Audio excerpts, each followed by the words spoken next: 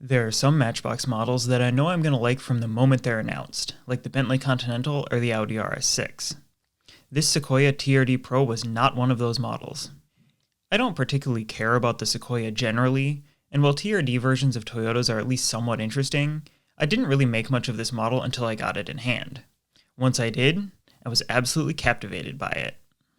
One of the best things about Matchbox is their ability to make stunning models of fairly pedestrian cars, and this Sequoia is a perfect example. Proportionally, it scales perfectly with the rest of the big Toyota and Lexus SUVs in the Matchbox line, and it features some spectacular detailing and clever construction techniques. Toyota's TRD models often feature some of the coolest special edition colors in the auto industry, so Matchbox's decision to make this Sequoia a TRD Pro was a brilliant one. I love this solar octane orange. It's the perfect way to debut this model, and it should help it get more attention on the pegs. No expense was spared when it comes to printed detailing on this model, as is clear when you look at the Sequoia's sizable front grille. It looks to be inkjet printed, but Matchbox always manages to get more fidelity out of their inkjet prints than the Hot Wheels premium lines, so the grille print is sharp and perfectly aligned. The headlights feature plenty of lens details and wrap beautifully around onto the sides of the model, and the hood fits so perfectly that you could be forgiven for not noticing that it opens. Once you do manage to pry the hood open, you'll be greeted by a truly impressive amount of engine detailing. I can't say I've ever really cared to look under the hood of a Sequoia, but I appreciate the amount of effort that went into achieving this detail level. There's more texture and depth than we often see under Matchbox's opening hoods, and the hinges are tight enough to allow the hood to stay open on its own.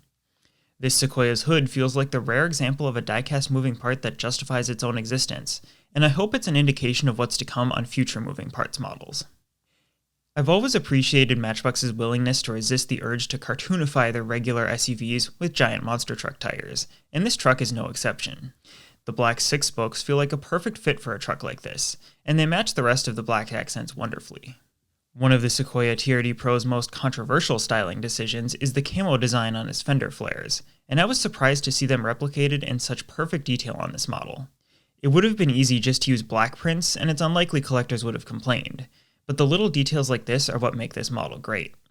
I also like all the body lines that are cut into the side of this truck, and the bright orange paint helps show off the shadows that they cast.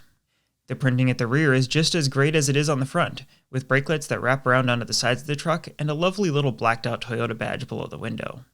There are a couple of oddities back here though, which feels odd given the attention to detail on the rest of the model. The realistic license plate print is lovely to see, but the casting has a raised license plate section with the proportions of a longer and slimmer European license plate, so the American style plate doesn't match. The blacked out Sequoia lettering is wonderfully readable, but it sits too low on the tailgate. The Sequoia has a crease near the bottom of the tailgate, and the Sequoia badge is supposed to be directly above it, but Matchbox has printed it below the crease. At least the exhaust tips are in the right spot, and I love seeing the red reflectors printed on the bumper section. The Sequoia TRD Pro is available with a $1,400 optional roof rack accessory, and I'm always surprised how often I see them on customer cars, so I'm glad Matchbox chose to include one on their TRD Pro as well. The way they integrated the roof rack into the casting is very clever. Rather than relying on more printed detailing, the roof rack and sunroof are part of the window section, ensuring they always have a color break while also reducing the amount of metal needed for the casting, reducing the cost. I love seeing intelligent designs like that. Don't worry, despite the darkly tinted windows, this model has an interior too. Though I'm honestly not sure why they bothered, given that the roof rack will always demand dark window tint. I simply can't get enough of this model. I'm not a particularly big fan of Toyotas, and I certainly don't care that much about off-road trucks, so there's no reason I should feel so drawn to this model. Yet, just like the Nissan Sentra from a few years ago, it's such a perfect representation of the car it's modeling that I just can't stop staring at it. Surprise home runs like this are one of the reasons I love Matchbox so much.